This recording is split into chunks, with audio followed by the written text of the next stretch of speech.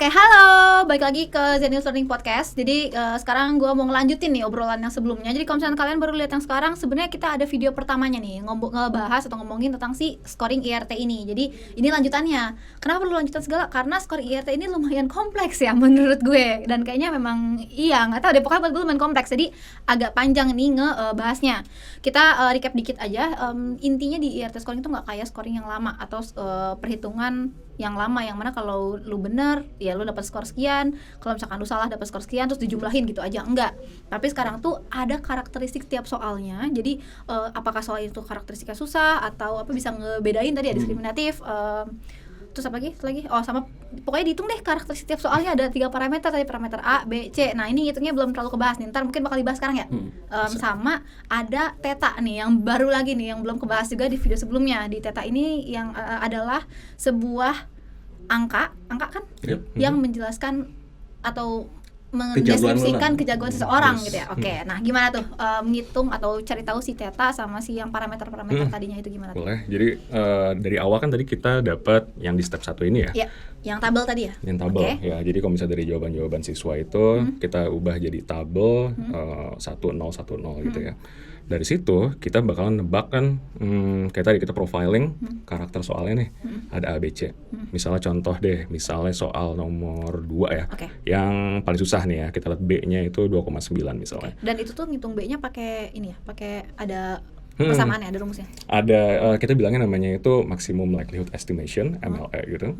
Dan ini metodenya iteratif. Iteratif gimana? Nah jadi ada likelihood function atau ada namanya fungsi kemungkinan gitu kan. Nah terus dari awal yang pertama dilakukan itu adalah kita tebak dulu nih. Misalnya parameter B-nya dari soal nomor 2 kita tebak coba deh 0 gitu misalnya.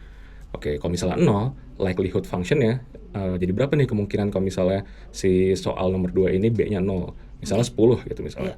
Oke, itu step 1. Terus kita iterasi, step 2. Coba kalau misalnya B-nya kita naikin di 0,1 jadi 0,1. Terus kita lihat lagi di likelihood function-nya itu meningkat atau enggak nih nilainya.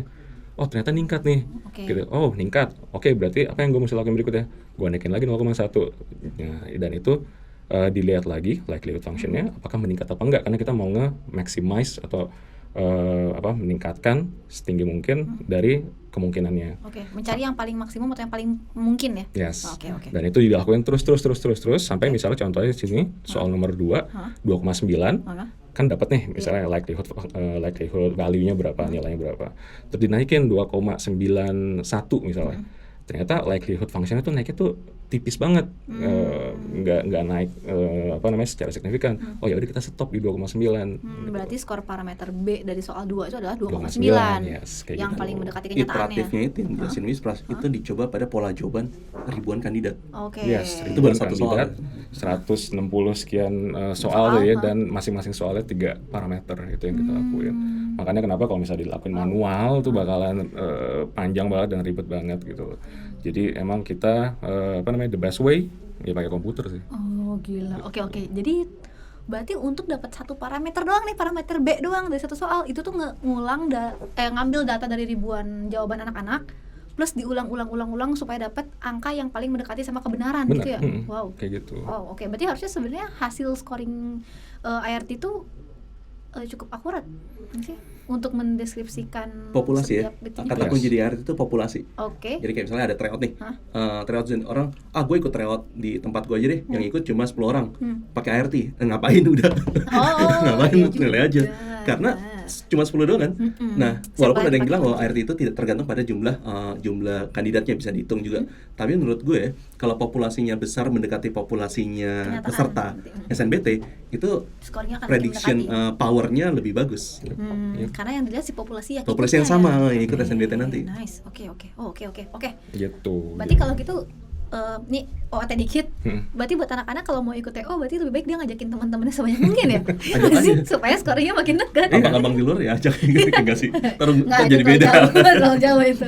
Ya. Oke, itu buat parameter si yang A, B sama C-nya itu semuanya sama lakukan hal yang seperti itu. Iya, semuanya sama. Dan bahkan tahap berikutnya setelah kita dapat A, B, C dari setiap soal, yaitu nyari theta dari masing-masing siswa gitu ya. Itu pakai cara yang sama kurang lebih. Untuk tetanya juga. Untuk tetanya juga. Oke, gitu. terus tadi yang ini kalau misalkan gue salah, tadi kan dari si parameter tuh masuk ke yang si grafik. Nah, ini tuh grafik tuh udah ada tetanya juga atau ini tuh grafik cuman buat parameter tadi doang? Yang tadi sempet di video pertama ada grafik gitu. Iya. Oke, gue lanjutin. Ya grafik ini itu memvisualisasikan iteratif tadi, proses iteratif tadi. Karena kalau misalnya, nah kita tampil lagi grafiknya. Ceng. Nah itu grafiknya misalnya nomor 1 deh. Nomor 1 itu kan kita lihat bahwa tadi proses iteratif ada min 3 sampai 3 kan. Nah kita bisa bilang nih, kalau kandidat yang punya tetanya min 3, dia punya berapa peluang untuk menjawab soal nomor 1 bener. Kita tarik aja ke atas, seret gitu. Dapat sini kita kira-kira 70% lah bener ya. Terus kalau misalnya kandidat yang sama yang punya teta min 3, peluang dia menjawab soal nomor 3 dan nomor 2 berapa? Cuma 20% kok. Kok 20% ya? Karena kan pilihan ganda A, B, C, D, E. Masih ada yang bener dong gitu. Terus kalau misalnya anak yang jago nih, tetanya 3, menjawab soal nomor 1 sama 3, ya hampir pasti bener loh. Kalau lu salah, berarti ya lu kecelakaan aja, nggak teliti aja. Oke, berarti dari grafik ini, misalkan kita lihat dari yang soal 1 kan tadi udah sepakat tadi ada tabel yang jawab bener tuh banyak. Berarti soalnya tuh gampang. Karena soalnya gampang, tadi si yang Y itu adalah apa tadi, sorry? Bahkan anak dengan kemampuan paling bawah itu punya peluang 70% benar. Oh iya, buat gitu. jawab si soal nomor 1 ini. Kemampuan paling bawah tuh adalah di minus 3 ya? Minus 3. Oke, berarti dari 0 sampai 1 itu adalah si peluangnya. Peluang benar. 1 tuh udah pasti benar. Oh, berarti peluang itu alias peluang tuh C berarti, benar nggak sih? Enggak. C itu tadi apa? Tebakan lu bener.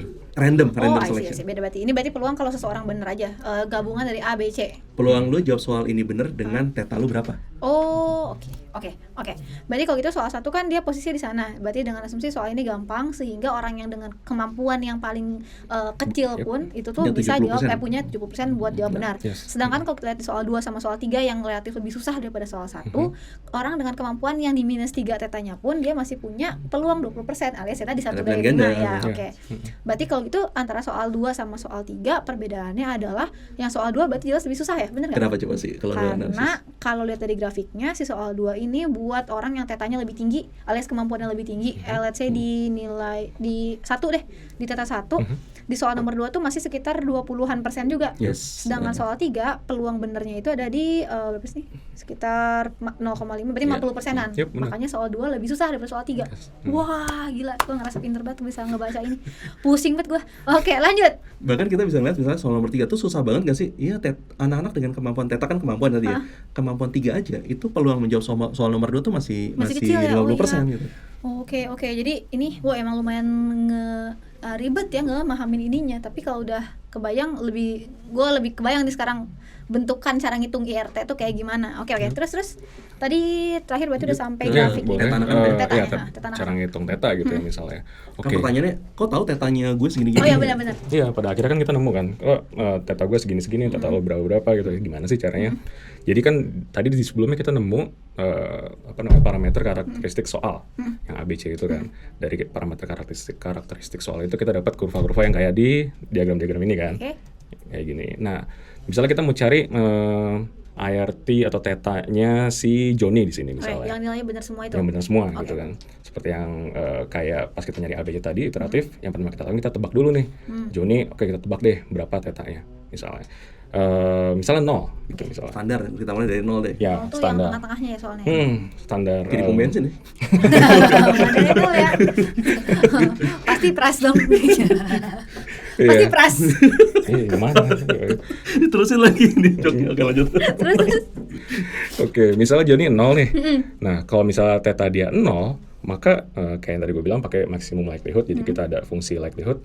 Likelihood kalau misalnya dia tetanya 0 tuh seberapa sih? Nah, kalau misalnya kita lihat di sini dia kalau misalnya tetanya 0, kemungkinan dia jawab soal nomor 2 dan 3 itu 20% dan 30-an ya 30-an%. Nah, sedangkan dia jawab bener tuh dua-duanya. Gitu loh. Berarti tebakannya itu salah kecil nih. Tapi yang kita observe atau yang kita lihat ternyata dia benar gitu kan. Berarti tebakannya kayaknya less likely nih. Agak jauh dari kenyataan yang diobservasi sama yang di expected. Likelihood-nya rendah nih. Terus apa yang kita lakukan berikutnya? Kalau misalnya emang dia sebenarnya jawab benar, ya udah kita geser aja ke kanan. Aja. Coba tetanya kita naikin. Kemampuan Joni itu ternyata mungkin lebih tinggi gitu. Iya, benar. Enggak cuma 0 aja tetanya. Cuma 0. Kan tebakan awal tadi. Tebakan awal. Kita coba naikin ke 0,1 tuh gitu ya di step 2. Kita hitung lagi likelihood-nya berapa gitu loh. Terus ternyata naik nih. Dan ya udah kita coba naikin lagi tetanya 0,2 gimana? Oh, naik lagi likelihoodnya. Terus sampai kita dapat Johnny itu di 2,7. Oke, gede banget berarti ya tadi ya. Ya, terus pas kita coba cek misalnya 2,71 gimana? Oh, ternyata naiknya nggak signifikan nih likelihoodnya. Ya udah kita stop di 2,7. Maka kita dapat tetanya sih Johnny di 2,7 gitu loh. Oke, nice banget. Makanya kalau si tetanya jadi 2,7 berarti dia tuh anggapannya punya level kejagoan yang cukup tinggi gitu ya. Dibandingin populasi ya, dia tuh jago banget. Maka kalau di grafik tadi kan si Johnny 2,7, berarti posisinya ya sekitar sini lah ya. Dia tuh kalau dia tarik ke atas, berarti dia peluang dia jawab soal nomor 2 benar itu adalah sekitar berapa sih nih? 40-50% lah ya segitu ya. Karena dia emang juga kenyataannya emang benar juga gitu. Makanya dia dapat tetanya tinggi. Oke, dan itu sebenarnya datanya juga dibandinginnya sama semua soal yang dikerjain kan. Ini 3 tuh simplifikasi sebenarnya kan. Aslinya semuanya ada 160 sekian soal dan itu dilakukan untuk semua murid satu persatu gitu. Jadi kebayang kalau misalnya kita ngelakuin itu manual ya. Ya, meledak nggak sih? Oke, berarti emang udah paling nggak mungkin kalau ngitung scoring IRT itu pakai manual Excel ataupun apapun itu ya. Bisa, cuman ya ribet banget sih kayak. Pernah nyobain nggak lu? Belum. Gue pernah bikin cuma untuk ilustrasi. Oh, lu pernah bikin? Oke. Tapi gila. Untuk ilustrasi, dan itu pun yang tadi Wisra bilang kita tebak di 0 terus 0,1. Gue nembaknya kasar gitu, 0, 1, 1,5. Gede ya. Dan itu nggak halus kan tebakannya kan itu. Nah itu apa ya? Gue bikin cuma buat ilustrasi aja, nunjukin bahwa ini loh prosesnya. Apa yang ada di balik codingan itu. Tapi sebenarnya ya sama kayak gini deh. Lo belajar fisika pakai bejana berhubungan, terus pakai balok sisi miring. Kan orang pernah ada yang bilang, ngapain di fisika emang sehari-hari pakai ya kagak, itu kan cuma model. Realitanya, tapi lu ngerti ini dulu nih supaya ngerti kompleksitas ketika lu ngomongin mekanika itu. Wah, seru. Oke, udah mulai kebayang nih gue. Jadi kalau gue recap dikit sampai step yang ini, buat ini kita belum ngitung scoringnya ya nggak sih? Kita belum hitung skor. TBK-nya belum. Sesinya. Sampai besok lah ya kan nonton si podcast ini ya, dengerin podcastnya. Jadi tadi itu baru sampai ke parameter soalnya dan teta tiap orangnya ya. Mengukur kemampuan atau kompetensi tiap orang dilambangkan dengan satu angka itu teta.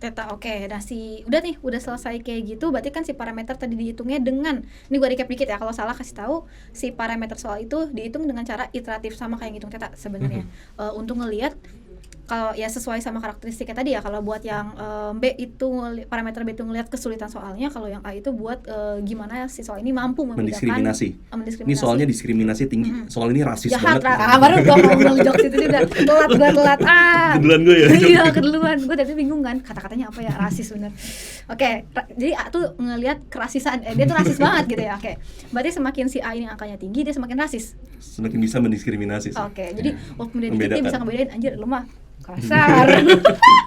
tinggal disensor silakan. Oke, berarti ya tergantung sih karakteristik tiap soalnya. Berarti kalau gitu untuk yang A untuk yang B misalkan lihat kesulitan, berarti lihat berapa banyak orang yang benar, berapa banyak orang yang jawabnya salah, terus dia hitung angkanya mana yang paling mendekati sama kenyataannya. Oke, sehingga akhirnya dapat ada sebuah konstanta buat parameter B di soal 1 gitu. Terus dan seterusnya. Oke, itu parameter. Terus begitu dari situ kita dapat karakteristik tiap soalnya, baru sekarang kita masuk ke kemampuan di anak-anak atau teta ya. Hitung tetanya sama dengan cara kayak tadi, pakai iteratif juga, diiterasiin berkali-kali sampai dapat angka teta yang benar-benar atau paling mencerminkan kemampuan si anak itu. Dilihat dari dia jawab benar berapa gitu, dan di soal yang seperti karakteristik seperti apa gitu ya. Baru dapat deh si tetanya. Nah, udah gitu baru kita masuk ke perhitungan angkanya. Oke, gimana tuh? Nah, jadi kalau misalnya contoh tadi si Johnny ya. Misalnya dia kan tetanya itu kita dapat di 2,7 ya. Oke, nah terus cara kita dapetin skor UTBK-nya misalnya itu adalah dengan rumus kayak gini. Jadi 500 ditambah 100 dikali tetanya. Rumusnya kayak gitu. Oke, 500 tambah 100 kali tetanya. Oke. Yes, jadi kalau misalnya kayak Johnny jadinya 500 ditambah 2,7 dikali 100. 270 ditambahin ke 500 jadi dapat 770. Oke. Bisa minus gak? Apanya? Tetanya, kalau minus gimana? Tetanya bisa minus, yes. Makanya ada nilai yang di bawah 500 kan? Jadi misalnya contohnya kita nemu si Amir misalnya. Amir kan dia minus 1,8. Kalau minus 1,8 berarti 100 saya tadi dikalikan dengan 1,8. Jadi minus 180 ya 500 dikurangi 180 jadi dapatnya 320. Berarti si nilai theta itu range-nya kita tentuin atau misalnya dari codingannya apa gimana? Range tetanya itu berapa? Nah ini yang sering didebatin oleh banyak orang yang ngerjain ART, orang psikometri misalnya psikologi ya. Karena biasanya kita tuh umumnya ngukur tuh dari min 3 sampai 3. Ada orang jago banget di atas 3, ya kita anggap 3 aja. Kalau analogi gue tuh gini, termometer itu didesain untuk termometer biasa ya, ruangan tuh dari 0 derajat sampai 100 derajat kan. Kalau kita ngukur suhu yang 300 derajat, termometer tunjukinnya berapa? 100. Ya, sama. Tes itu ada juga batasannya. Kalau misalnya pembuat tes bilang kayaknya tes saya tuh bisa ngukur dari yang sangat tidak jago sampai yang jago. Jadi bisa aja rentangnya dipanjangin jadi min 5 sampai 5. Atau kalau enggak cukup kok min 3 sampai 3 cukup karena tes saya kayaknya enggak cukup segitu detailnya ya. Saya min 3 sampai 3. Itu mempengaruhi nilai ART sih karena ada yang bilang kok ART ada yang bilang maksimumnya 800, ada yang bilang maksimumnya 1000. Ya tergantung pembuat soalnya mau sesensitif apa. Kalau tadi berdasarkan rumusnya yang ditunjukin sama Wispress, kalau misalnya kita pakai batasan itu tetanya paling ujung adalah 5, berarti kan 500 ditambah tetanya 5 kan, dikali 100. 500 tambah 500, 1000. Oh, jadi itu maksimalnya ya. Tapi berarti kalau gitu si penentuan range tetanya itu ya tergantung ke si yang pembuat soal ininya mau sepresisi apa nilainya ya. Skala dari mana sampai mana. Skalanya bisa motong 200 800 atau 0 sampai 1000 gitu. Oke. Berarti itu mah ya gimana pilihannya mau kayak gimana ya. Oke, tapi berarti sebenarnya hasil tercerminkan sebenarnya kurang lebih sama-sama juga sama aja kayak yang tadi dulu. Misalnya intinya ini yang jago, ini yang enggak gitu kan sebenarnya mah. Oke. Terus kegitu lagi. Terus nah, itu 500 apa tuh? Munculnya dari mana? Oke, jadi 500 itu ngerepresentasiin tengah-tengah populasi gitu. Jadi nilai average populasi 500. Berarti itu disetting juga ya? Misalnya lu mau ngasih angkanya berapa atau gimana rata-ratanya gimana sih? Sama kayak kalau gue mau ngambil contoh yang sama ya, tes IQ lah yang orang-orang banyak tahu kan. Oh IQ gue 100, wah jelek dong. Enggak juga, itu rata-rata rata-rata populasi. Karena rumusnya IQ itu hampir sama ketika scale score-nya ya. 100 ditambah theta, mereka juga pakai theta atau z-score ya, dikali kalau misalnya IQ itu dikalinya kalau nggak 1,5 deh. Lihat contekan dulu deh. 15 itu. Nanti kalau misalnya, lu tuh rata-rata lah, berarti nilai Z lu atau theta lu 0 rata-rata ya. Berarti 100 ditambah 15 kali 0, 100 kan. Kalau nilai gue itu 1 standar deviasi di atas populasi, berarti Z-score gue tuh 1. Berarti IQ gue 115. Maka ada yang bilang, IQ-nya 3.000. Kalau film-film science fiction kan sering lebay kan, IQ-nya 300. Maka orang mikir, 300 berarti 100 tambah 200 ditambah 15 kali berapa tuh supaya berapa standar deviasi? Berapa? 10 ya? 10 aja 250 ya? Berarti 10 standar deviasi segimana ngukurnya gitu. Wah, oke. Jadi sebenarnya 500 tuh ya nilai rata-ratanya aja. Berarti kalau gitu mungkin nggak sih 500-nya berubah? Kalau rata-ratanya kan berarti ini kita lihat populasi yang ada kan. Kalau populasinya ternyata emang rata-rata nilainya gede. Gue ngeliatnya sih Indonesia tuh ngadopsi apa ya, College Board di Amerika tuh ada itu yang biasa pakai SAT, menyelenggarakan tes SAT atau GRE. Oke. Berarti ini ya intinya 500 itu adalah nilai rata-rata dengan menggunakan rentang yang kita gunakan. Konvensi aja sih kita gunain 500. Kalau misalnya suatu saat dari LTMPT atau sekarang BP3 ya, itu pakainya nggak 500, 100 ditambah dalam kurungnya tuh 10 dikali theta, ya bisa aja. Jadi rentangnya antara 0 sampai berapa ya? Sampai 200 gitu. Ya, it's just a matter of scale sih. Yang betulan ngaruh itu ya itu tetanya. Si tetanya. Itu kalau ya teman-teman lu semua yang pernah belajar statistik, Z-score. Z-score. Oke. Gimana? Sampai akhirnya dapat ke skor ya, lumayan ngebul. Ini gue untung udah siap minum ya. Ini lu nggak minum haus ilmu lu? Enggak nih, pesan sponsor kita di Gintama Zenius. Enggak sih, ini punya gue sih. Kita disponsorin sama Zenius ya video kali ini. Tuh ada ininya tuh. Apa itu? Keren banget. Emang bisa di scroll ya? Bisa cuaca, detak jantung, enggak sih. Natif handphone, kalender. Jadi gue pakainya ini di kayak smart ini. Smart tumbler. Aduh. Oke, akhirnya berarti udah nyampe ke skor akhir buat yang nilainya yang dipegang sama anak-anak ya. Sekarang kita masuk ke bagian yang terakhir nih. Udah dapat nih cara ngitungnya, misalkan anak-anak, gue juga termasuk jadi ngerti nih cara ngitung nilai pakai scoring IRT. Terus what's next? Maksudnya kalau udah tahu nilainya, apa sih kira-kira menurut lo berdua yang mungkin bisa dipakai sama anak-anak dari ilmu ini tuh? mungkin nanti strateginya Wisflow sih yang karena dia yang loading semuanya terus lu ngeliat pola-pola jawaban ada sesuatu yang pesan yang mau disampaikan sama Wisflow tentang strategi ART. Kalau dari gue sih ini sih sebagai nutupnya adalah ini good to know ya, artinya wah gue masa bang harus tahu semua theta, iterasi, enggak, lu nggak harus tahu, tapi paling nggak kita mau terbuka aja bahwa ini bukan hasil yang black box yang udah lu percaya aja deh. Kita ngasih tahu kalau caranya, tapi kalau emang mau mendalami ini bidangnya namanya psikometri. Psikometri mengukur kemampuan orang-orang yang dengan statistik gitu. Nah, ini kita jelaskan semua karena ya dari keresahan kita semua sih ketika banyak orang jelasin ART itu dengan cara yang mungkin nggak terlalu tepat ya, bukan nggak salah-salah banget, tapi kita pengen di sini mungkin kita juga ada beberapa yang poin yang mungkin nggak terlalu tepat, tapi kita mencoba hati-hati menjelaskan ART dengan cara yang sebaik mungkin. Lu nggak harus tahu detailnya, tapi sekarang lu jadi tahu kan bahwa kenapa skor gue 650, kenapa skor gue 430 gitu. Itu aja sih kalau dari gue supaya lu dapat itu semua dan actionnya apa. Nah, gimana Wis? Oke, jadi kalau misalnya lu lagi ngerjain UTBK dan perhitungannya sekarang pakai ART kayak ini gimana nih? Lu mesti bisa untuk soal-soal yang lu rasa bisa kerjain, coba kerjain seakurat mungkin dan sebanyak mungkin. Kalau perlu double check, jangan sampai salah. Ya, jadi karena kalau misalnya kenapa nih? Karena kalau misalnya kalau lu ngeliat soal gampang buat lo, berarti kan theta lo di atas B soal tersebut kan, ya kan? Dan kalau misalnya lo jawab salah, theta lo bisa turun tuh. Karena soal gampang, kok lu salah? Iya, benar. Iya. Tapi jangan takut, makanya tadi kenapa gue bilang seakurat mungkin dan sebanyak mungkin. Karena pasti ada soal-soal yang lain yang lo anggap gampang misalnya. Terus kalau misalnya lo jawab soal-soal lainnya itu gampang, itu bakalan ngebalance skor theta lo akhirnya juga gitu. Bakal naikin juga ke skor theta lo yang aslinya gitu. Itu satu. Yang kedua, gimana kalau misalnya lo nemu soal yang susah banget nih buat lo nggak kepikiran deh gimana cara ngerjainnya. Oke, mungkin kalau misalnya yang di strategi penghitungan skor yang lama, yang ada minus ya, berarti kan takut takut jawab. Kena punishment gitu. Yes. Iya. Itu pasti gue skip tuh. Kayak dulu mata pelajaran fisika gitu kan gue udah yakin gak bisa ya. Udah gue cuma kerjaan 5 doang, sisanya gue bodo amatin karena gue kancing dulu itu. Hah? Enggak, gue pakai kaos ya. Ini Jokai Karlina sih sudah itu kancing. Itu kancing. Oke, kalau misalnya lo nggak bisa jawab, Nah kalau kosongin di komputer tuh lihatnya ini 0 gitu, jadi sama aja kayak salah. Salah ya kan. Nah tapi kalau misalnya lo salah, sebenarnya berarti kan kalau soal ini susah, B-nya dia jauh di atas theta lo kan misalnya. Jadi kalau misalnya lo jawab ini salah, sebenarnya theta lo nggak bakal ngurang-ngurang banget. Gak dihukum. Iya, penaltinya kecil banget misalnya. Karena emang susah juga gitu ya. Kalau segini, theta soal segini, ya nggak apa-apa sih. Wajar, kalau salah wajar gitu. Terus gimana kalau misalnya gitu? Ya mendingan sebisa mungkin lo isi aja semampu lo. Bisa nebak ya, bisa metode eliminasi gitu misalnya, bisa lo tebak antara dua pilihan misalnya kayak gitu.